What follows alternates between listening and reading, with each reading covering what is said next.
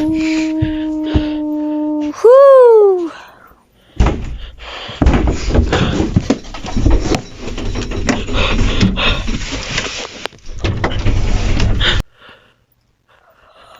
Holy shit! Oh my god, no. Oh! Oh my god, what the fuck? What the fuck? Oh my god!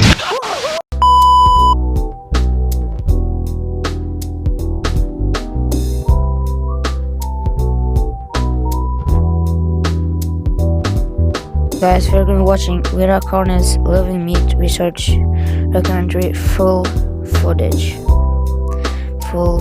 guys. So let's jump right into it. Okay. Oh, I'm ready, guys. I'm ready. However, there's flashing lights in this video, so you think so? That's why it says warning. On planet Earth, life has thrived for millions of years. Creatures big and small have found ways to adapt and evolve to flourish in all types of environments. From barren wastes to lush forests, life can be found. Earth has homed these creatures since the dawn of life itself.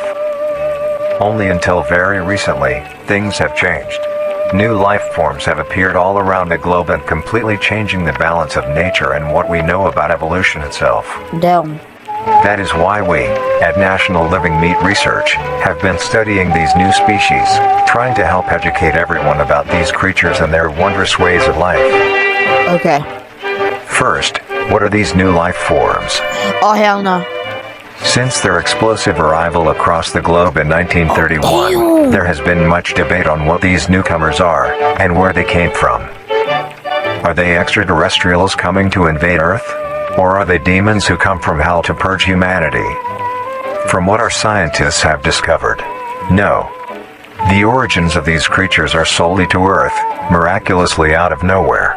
We don't know why or how, but one thing is for certain, Earth is now their home. What these creatures are is mysterious and still not well known today. But here is what we do know. These creatures are comprised mainly of muscle tissue, organs, and bones. They greatly resemble animals with no skin, or store-bought meat. Because of these characteristics, they have been named accordingly as Vita carnis. The carnis species consume decaying, or... That's where the name has been taken. Wait, guys. Am I voice today, guys? No, not good. Okay, oh, I forgot to tell you guys. Oh, I'm so sorry. Sit back, relax, and grab some snacks. And you gotta have the Oreos. Bro, I told you, you gotta have the Oreos, you gotta have the... But their main diet is composed of raw meat, not including their carnis relatives. The carnis only appear in places where there is an abundance of crawl, which leads to the first creature of the carnis species, the crawl. The crawl is a growth of meaty tendrils that closely resemble the small intestine, the only difference being the dark red coloration. These tendrils grow in a similar pattern as vines, mold, or fungi. A primary stem structure is the host to divisions of other, smaller branches. In each tendril contains a variety of veins, arteries, and...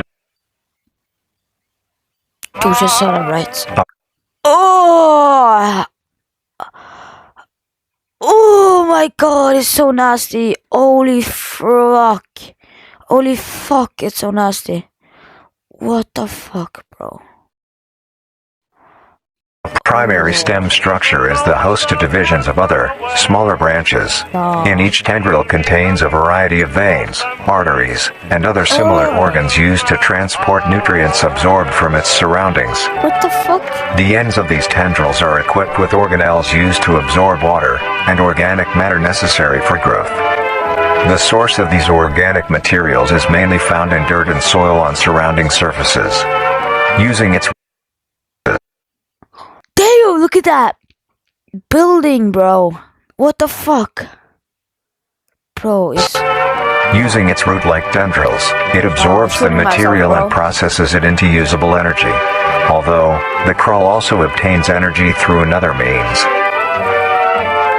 Using a sophisticated form of photosynthesis, the dark pigmentation of the smaller branches is ideal for absorbing sunlight, and therefore allowing solar energy to fuel the crawl's growth. Because of its efficiency, it thrives in almost all types of environments, easily allowing it to spread across the world, and can be found pretty much anywhere. Guys, I'm dead. Its recent inclusion in the ecosystem has caused many major changes in nature's balance. One may assume that the crawl's presence may outcompete any other competitors, but due to its unique life cycle, where old branches fall off and decay into nutrient-rich compost, all forms of life seemingly flourish instead. The crawl's abundance grants plenty of nourishment to all animals, from plants feeding on the decayed crawl, herbivores thriving on increased plant population, and carnivores feeding on both the abundant prey, and are able to eat the crawl as well. The presence of all these animals leave behind waste, which will be broken down and consumed by the crawl, and the cycle begins again. This form of symbiosis leads to an environment where all populations thrive. What the fuck?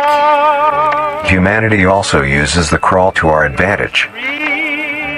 Because of the supernatural rate of growth and its richness in nutrients, it has been sustainably cultivated into domestic farms. Because of the supernatural rate of growth, Oh my god. its richness in nutrients, it has been sustainably cultivated into domestic farms. The crawl is harvested and processed into fertilizer, which greatly increases crop yield and quality. The crawl may also be used as a food source for humans, and reliably so. But due to its unkindly appearance and taste, it has yet to reach cuisine standards. The crawl also plays a very important role in the next creatures that we have been studying. Sometimes, in a crawl-populated environment, a node of meat may develop on one of the branches. This node will fall off and grow into a functioning organism, and go to live on as an independent animal. This leads us to the upcoming species that we will be discussing. The first of these creatures are the trimmings. The trimmings. Whoa, what the hell, mate? Trimmings are small animals that resemble skinned raccoons. The first of these creatures are the trimmings. Do it! My god. The trimmings. Trimmings are small animals that resemble skinned raccoons. At the right time. They are commonly known to have a plump body, round head, small eyes, nose and ear hole. Guys, I have been trying to pause for the fuckings 10 minutes.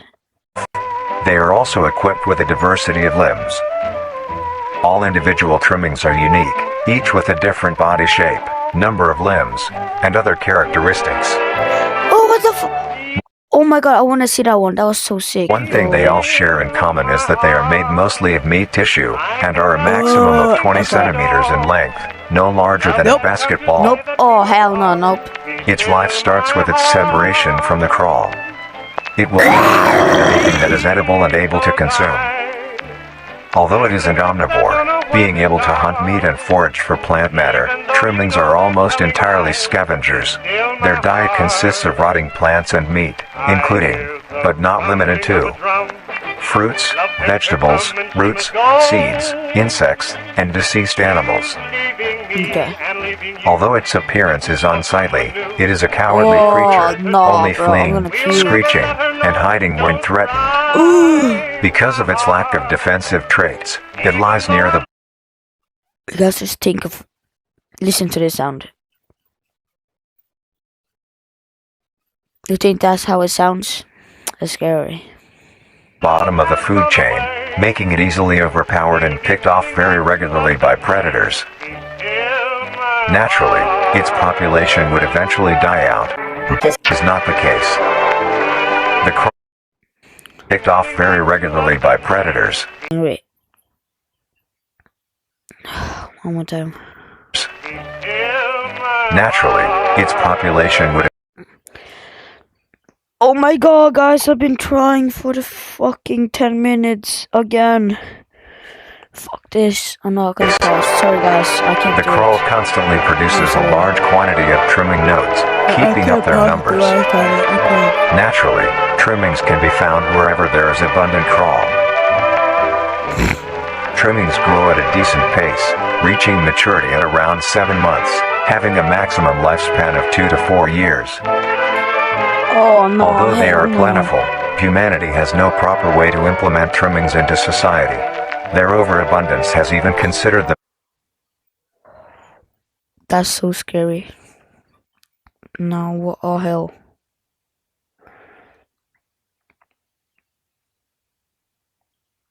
pests, due to them digging through trash bins and making excessive noise at night. Besides all of this, some people still keep trimmings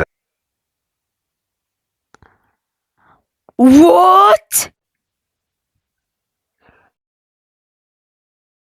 as pets, and relatively domesticate them. Nuisance or not, trimmings are a wondrous creature. From their plentiful numbers to their skittish nature, they are truly a thing to behold. Nope. The next species on our list is the meat snake. Oh no. The meat snake. The meat snake is a worm-like creature, made of a variety of types of meat, coated in a transparent, skin-like membrane. Its size varies during its lifespan, depending on how much it consumes. When it first separates from the crawl, it is only a few centimeters in length.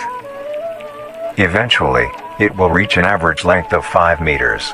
Although, under extreme conditions, like natural disasters, war, or plague, it can greatly surpass this length. Length of 5 meters. The meat snake's diet consists entirely of dead animals or parts. A meat snake is incapable of consuming a healthy, living organism. The meat snake allocates its food by using a tongue-like organ covered in sensors to touch and feel its environment. The sensors catch particles of decaying meat, notifying the meat snake that there is food nearby. This process shares many similarities to regular snakes, hence the meat snake's name. Once it locates the corpse, the meat snake will open its jaw and swallow the entire body whole. Once the entire body is consumed, the meat snake's stomach will release a variety of chemicals. Some will break down soft tissue like skin, and the connection points between muscles. Others chemicals will then ferment and preserve the tissue to keep it from breaking down for as long as possible. After that, the remaining flesh and bones will move along the meat snake's tract, and slowly be implemented into its own structure, extending the meat snake. Oh, hell no. Unsatisfactory parts like skulls, pelvises, hair, and fingernails will be excreted. Okay, so they eat human bodies. Nice to know. Speaking of skulls, the meat snake will take the skull from the consumed organism and use it as its own. Each meat snake has its own skull. Each core. Yeah, they do. We got a human skull, we got a bulldog. Wait, what kind of skull is this? I forgot what the animal's called, frick. Responding to what that one has consumed. During its lifespan, it will swap or replace these skulls if needed. Damn. A meat snake's lifespan depends entirely on how much a meat snake consumes. The longest one has lived for was 28 years. The meat snake has no predators and is immune to disease, due to its preserving chemicals. The only significant ways a meat snake can die is through starvation, burning, or complete destruction of the meat snake's membrane coating. Interestingly, the meat snake is the only member of the Oh no. Imagine going home from school and just see this, bro. That's freaky as hell. carnis family that is able to reproduce. When a meat snake reaches an excessive size, and is in the conditions to do so, it will commence mitosis, splitting itself in two. Then the now two meat snakes will go on their separate ways and live on as two distinct organisms. What the fuck? What the fuck? Meat snakes can only be found in moderate temperature climates, can dog not too do this, hot, bro? not too cold. Their I'm dead, population guys. depends entirely on the amount of corpses available. Where there is death, there are meat snakes. Humanity will use them to our advantage. Meat snakes are a very efficient and clean way of disposing of any meat products. The preserving fluid within the meat snake's body disinfects the carrion, preventing the spread of disease. Humans use meat snakes in butcher shops as a waste bin, dispose roadkill, within war on the battlefield to dispose of festering bodies and parts, Oh. and within zoos to dispose of deceased animals. That messed up, bro. That's so messed up. What the fuck?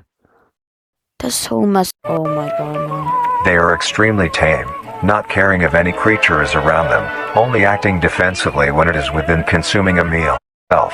It is an amazing experience to encounter one, as long as you don't mind What the the frick smell. did I just do? Oh, oh. Our next creature is the mimic. Nope, nope. Guys, see you next video. Peace. Promise you you'll catch me. Okay. The mimic. The mimic is a bipedal creature with uncanny similarities to humanoid anatomy. They greatly resemble humans without skin, with added exaggerated features. These features include extended finger length, longer limbs, bulging, empty eyes, and their most prominent feature, a wide, teeth-filled smile. Although Hello. it resembles a happy face, this is due to Yeah, coincidence, bro. and is only how their facial structure is shaped. The maw of the mimic contains much more teeth than humans, and their teeth is comprised almost entirely of incisors, with some canine and premolars in the back. This tooth composition is ideal for biting down onto meat and swallowing chunks whole. A mature mimic's diet is comprised entirely of human flesh. Down. Oh. The fuck? Yo. Hello? Because of this, they are found solely around human-populated areas. Bro, why am I just staring at this guy, bro? Look at this smile. What the fuck? Bro, get out! Because of this, they are found solely around human-populated areas. Guys, The I'm dead. mimic's life cycle is made of 3 stages. In the first stage, a young mimic separates from the crawl. They closely resemble their trimming relatives, but are thin, sleek, and only have 4 appendages. In this stage, the young mimic will hunt small animals, moving on to larger and larger as they grow. Once large enough, it will begin metamorphosis into the next stage of life. Can I? When we can I say, 'cause I'm happy, clap along if you feel like we're wrong without a fun. 'Cause I'm happy, clap along if you feel like happiness is the truth. Oh, Once fuck. fully transformed, it will resemble the description mentioned in the beginning. Its hunting style changes and becomes much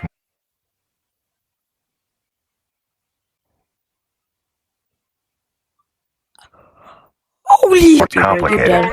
It now stalks and feeds only on humans. It will locate human-populated area and begin its search for an easy target. To blend in, it may use objects to conceal itself. These include clothing, mannequins, and furniture. Once a target has been found, the mimic will observe its prey and learn its routine and when it is most vulnerable. This is typically when the human is asleep at night. Once the prey is within position, the mimic will advance silently until it is close enough. The mimic will then execute it immediately. Whoa, whoa, and what the fuck, consumption. what the fuck, what the fuck, what the fuck, what the fuck, what the fuck? Bro, what the fuck, that scared me. I have to set up, guys. I'm sorry for the moving, bro, the fucking back hurts.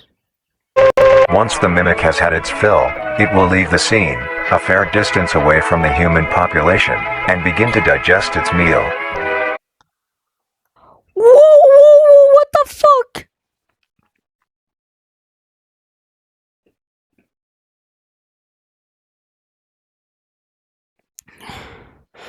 Bro, if you can, I can.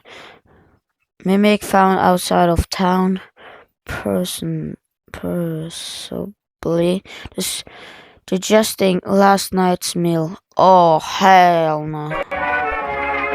Although, in the case that a human is awake, a mimic will use a variety of sounds to either lure or startle Whoa, whoa, prey whoa. into corner. Oh my god. Okay.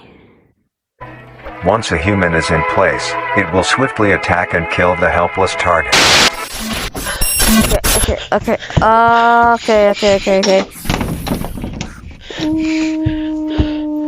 Whoo!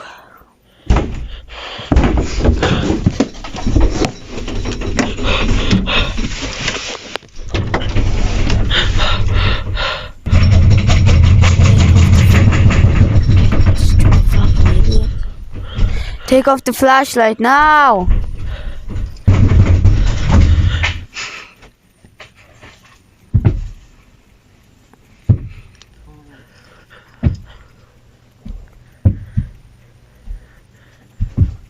Take off your fucking flashlight now.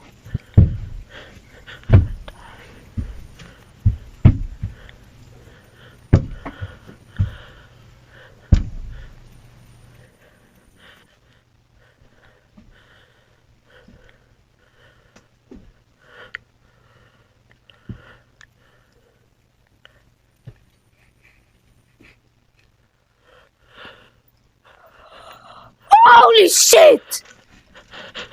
Oh my god, no. Oh my god, what the fuck? What the fuck? Oh my god. Whoa. What the fuck? The next stage of the mimic's life cycle has Just two pretend potential nothing just morphs it happened? may What the develop fuck? into. If a mimic has a consistent supply of food, it will develop more human-like features. It will grow skin, hair. I think that's a little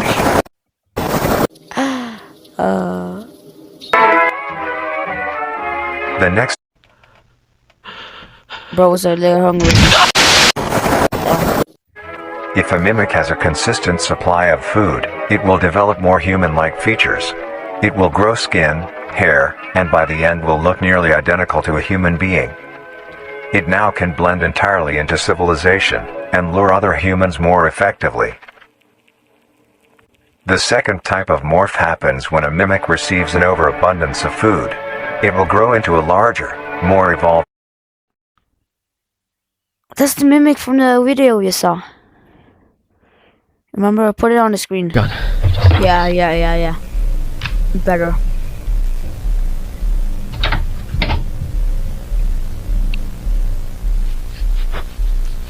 Oh my god! Hunter. Its proportions will increase in length, and its humanoid features will fade away. It grows a thick, dark coating of a flexible skin, which is highly durable, and increases in strength the more the elder mimic consumes. This excludes the face, which is now coated in a pale pink skin. Oh. The mimic's teeth have also moved deeper into the mimic's throat, leaving its mouth a toothless grin. It uses the dark hue of its skin to hide seamlessly within a dark environment. Its skills have also been heightened. This makes an elder mimic one of the most efficient predators on the planet. Because of the obvious threat this poses on humanity, nations around the world have released instructions on how to be able to fend for yourself in a mimic encounter. Here are the instructions. 1. Avoid going out alone if your location is known to have mimics, or there have been mimic sightings. 2. If you encounter a stationary mimic, seemingly unfazed by your presence, quietly leave the location and alert your local authorities. 3. If pursued by a mimic, get yourself into a position where you are able to flee. Mimics will rarely attack if a person has a clear escape route. 4. In the event that you have been cornered by a mimic, roll into the fetal position, protecting your neck, face, and vital organs from attack. Make as much noise as you can to alert any other people. 5. If you have a weapon, do not use it. A mimic is fairly resilient, and any strikes or shots on a mimic is not effective enough to bring it down in time. Instead, use it as a barrier between you and the mimic to block any attacks. 6. In a situation where a mimic is hunting in the immediate area, and is not aware of your position, hide somewhere low, like under a bed or behind other furniture. A mimic will not linger too long to search for prey, and will move on. Be safe, and avoid any encounters with a mimic at all costs. Next up, the Harvester. The Harvester. The fuck? The Harvester is a large, bulbous mass, with a large amount of tendrils spreading from Well, the it looks base. like an egg from the The bulb measures Predator around movie. 3 meters in height and 2 meters in diameter. alien and the The Predators tendrils, fighting, on the you know other that hand, movie? can looks extend like up to an egg. 150 meters in diameter horizontally. But it The looks like an harvester is a egg. specialized form of crawl that grows in a unique and deadly way. A harvester is created when a node that will grow into a harvester, instead of separating, continues to Continues it to will grow grow? tendrils of its own. It uses the energy provided by its mother branch and expands its reach further. Its tendrils, hidden just below the surface of the ground. The harvester is equipped with 2 types of specialized tendrils. The first type is bulky and flat. They lie the closest to the surface. These branches are lined on each length of the tendril with spines, extending in the shape of a bear trap. On each side of the branch, those particular spines have a vein that feed into them, that pump 2 types of venom. On one side, the spines can inject a neurotoxin, which will attack the nervous system of whomever it is injected into, causing sudden paralysis. Oh hell yeah. The other side can inject an anticoagulant, which when injected, prevents blood cells from clotting. Whenever a large animal moves across the area armed with these tendrils, the branches will clamp onto the animal and thrash violently. Once the prey has been injected with both venoms, the tendrils will rest and the prey will immediately collapse. The animal will be unable to move due to the paralysis, and the wounds caused by the thrashing spines will not stop bleeding. All the prey can do is lie patiently, until succumbing to blood loss. Once the prey has bled out, the second type of tendrils come in. They lie below the spine equipped once. These branches are thick, but very sturdy. They share similar anatomy to the small branches of the crawl, equipped with organelle that absorbs nutrients.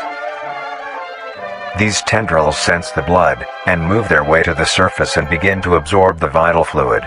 Once the blood has been consumed, the tendrils will wrap around the body and begin to shuffle downwards. Oh, This no. movement loosens the soil and slowly pull the body underground. Once secure, the tendrils will continue to feed until there is nothing but scraps. The nourishment absorbed by the tendrils will be sucked back into the main bulb of the harvester. This bulb houses all the vital organs and the Oh venom my God, glands it's so that pump big. into What the the spines. The nutrients are then converted into usable energy. The remains underground decompose, providing a rich soil, causing very prominent plant growth, which then attracts more animals. A strange behavior the harvester displays is its choice of diet. The spines will only activate on larger animals, allowing smaller ones to pass by unaffected. The spines will also not activate on some species of bird. There are a couple theories as to why this happens. One, it could be that attacking smaller animals would cost too much energy for what they get in return, making it not worth the time. Another could be that smaller animals may attract larger animals or predators, allowing a safe place where prey may thrive and lure more predators. It truly is astonishing. Although it is a spectacular creature, it is also very dangerous. The harvester is decently rare, only populating sparse areas in the northern hemisphere and woodland forests. I'm not dead. I'm surviving. If you are stung by a harvester, there will be no way of helping you, being that there is no cure, and fatality is 100% positive. The best thing you can do is avoid encountering a I harvester just saw in the that guy, first so I'm gonna place. try it one more time. No cure, and fatality is 100% positive. If you are stung by a harvester, there will be no way of helping you, being that there is no cure, and fatality is 100% possible. Encountering a harvester in the first place. If you are hiking, take note of any warnings or signs saying that there are harvesters around. If you also notice an abundance of lush, ground-dwelling plants in a forested area, and there are no signs of wildlife, this is suspicious and you should leave the area, staying close to the base of large trees or rocks.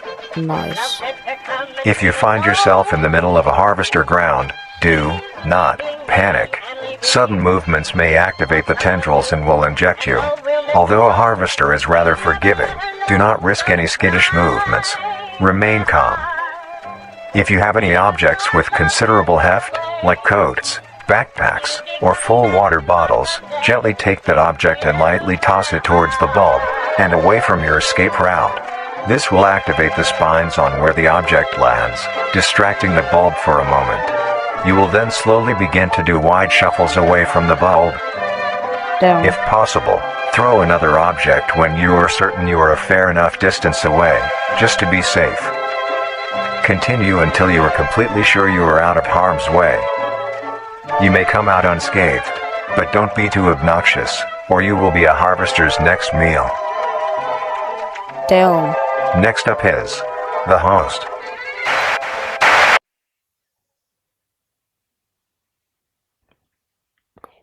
What the fuck is that? The host of influence. The host of influence, more commonly referred to as the host, has its name derived from a host who invites guests to an event. Not to be confused with a host, a harborer of parasites or disease. The host is a semi-humanoid looking organism. It has the structure of a head, torso, and arms. Other than this, it shares no other characteristics. The lower half of the host is comprised of a mass of fibrous tissue and tendrils that burrow into the ground to hold the host in place. Instead of skin, the host is covered in muscular tissue fibers, tendons, and veins. In some parts of the body are covered in a meaty plate, You used see to him cover any smiling? large... Oh my god, you see him fucking smiling? Oh my god, you see the two eyes and you see him fucking open his... I can't even talk. I can't even talk. What the fuck? exposed areas, but allowing movement. Damn. The host's head has a smooth surface where the face should be, attached to a crooked neck, which houses a slit in the front used for feeding. Yeah, he was smiling. On the host's back is a mound of pores. Protruding from these pores are hollow, hair-like structures, extending outwards. These hairs are barrels that release spores produced within host's body by being fired into the air. These spores are hazardous, so keep clear of them at all costs. Luckily, the host is rare, only found in North America. Obtaining info Okay, about guys, the I'm host not is a there. very risky and daunting task. This is because of their rarity and of how dangerous it is to be up close to one. The spores released by a host is very dangerous when inhaled. A host will release a cloud of spores into the air, which will be picked up by wind and carried great distances. If an organism inhales the spores, the particles will find their way into the organism's brain and infect them. An infected organism will show no symptoms of infection right away, but a couple hours after infection the infected organism's behavior and thought process will change. So he's like a zombie. So he's turning into a freaking zombie. So he's turning into a zombie. So if he bites people, will they? Let's just see. Figure out more. The first symptoms that appear are restlessness, sluggish movement, numbness of joints, and lack of coordination. Then more serious symptoms appear over time. These include He's turning green. dizziness, migraines, impaired speech, and trembles. If you, or someone you know show these symptoms, contact poison control or emergency services. After a total of 6 to 7 hours after infection, the organism will cease all activities they were previously doing and begin to walk. The direction the infected Okay, so they are turning into a freaking zombie and walking It towards will walk the is towards the host whose spores have been Okay. inhaled by the infected individual. If the infected makes their way to the host, they will kneel down in front of it, expose their vital organs, and the host will promptly gut and remove those organs. Damn. The host will consume them and discard the leftover scraps. However, if Okay, an that's- infected organism doesn't reach the host within a 36-hour span or is treated for their infection, the effects will wear off and return back to normal. If a host is unable to find prey or doesn't like its current location, it will unroot itself and move to a new location. Damn. Their scarce numbers and the hazard of being around one makes getting info about the host very daunting. All you need to currently know is that the host is extremely dangerous and should be avoided at all costs. Next, the monoliths. What the fuck is that, bro? The monoliths. The monolith is a very new creature, only showing up in June of 1972, in the area of. What are There are you? only 7 monoliths, all of them located in a circular position, 1.5 kilometers in diameter. This ring Area of 59. monoliths surrounds. Yeah, Area 59, right? Yeah. The monolith is a Titanic-sized being, measuring roughly 120 meters in height. Each monolith has 2 trunk legs that are firmly embedded underground. Damn, Legs they're connect to a big! torso. Oh my The god! creature itself is made of hundreds of thousands of meaty strands, tightly woven together to form the structure. These strands end at the neck, fusing into a solid mass of hardened flesh in the shape of an upside-down triangle, with a hole in its center. On each side of the monolith where arms would be, there are dozens of long, rope-like appendages. These reach just barely to the ground. At the creature's feet, the strands go deep into the earth and extend horizontally a decent distance away. What the monoliths do is simply stand and do nothing. The only activity documented that the monoliths have done was in Area 59! during this period. Bro, come They on, were let me extremely know. aggressive. When the group of Oh my were god! making their way to the city, the monolith that they had passes roared a deep bellow and swung its appendages at the team, completely wiping them out. When military vehicles were dispatched, once they got close enough top the monolith, it roared another call, this time releasing an EMP blast, completely knocking the vehicles out in the vicinity. Finally, long-distance rockets were fired and struck the creature.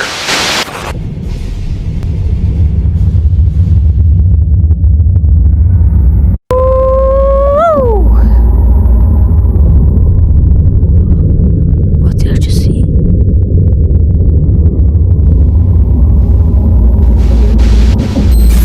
Although damaged, it regenerated at great speed and resumed its stance unscathed. Eventually, the area has been fenced off and is now restricted to all.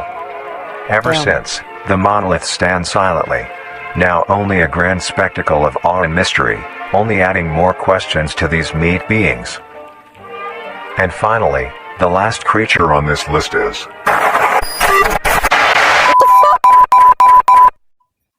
The blood moon? questions to these meat beings. And finally, the last creature on this list is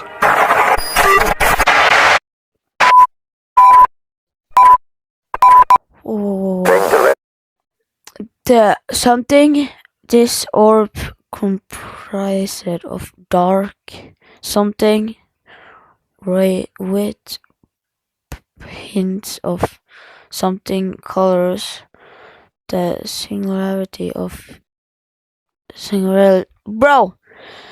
You can't wait.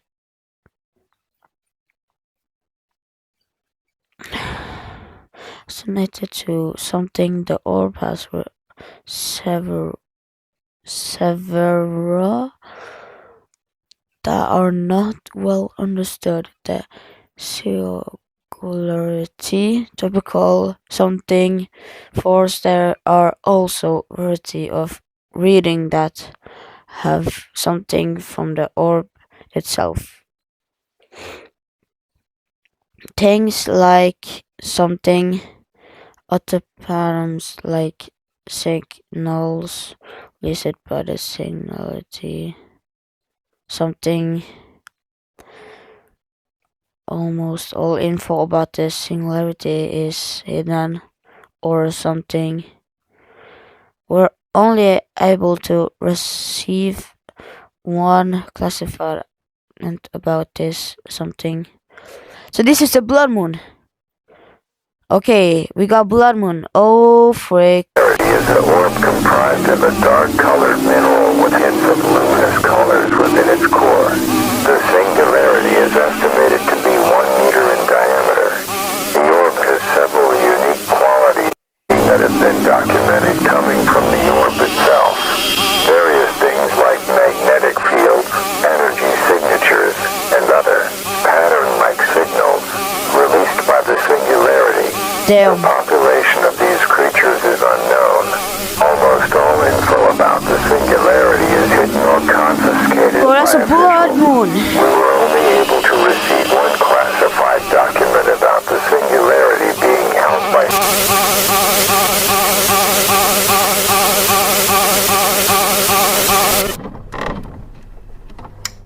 marvelous and majestic world that exists today. It's as extraordinary to have such strange and mysterious beings appear all around us.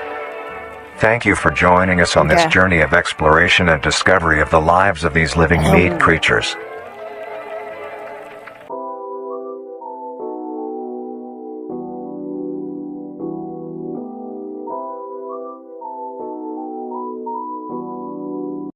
Promise that you'll catch me.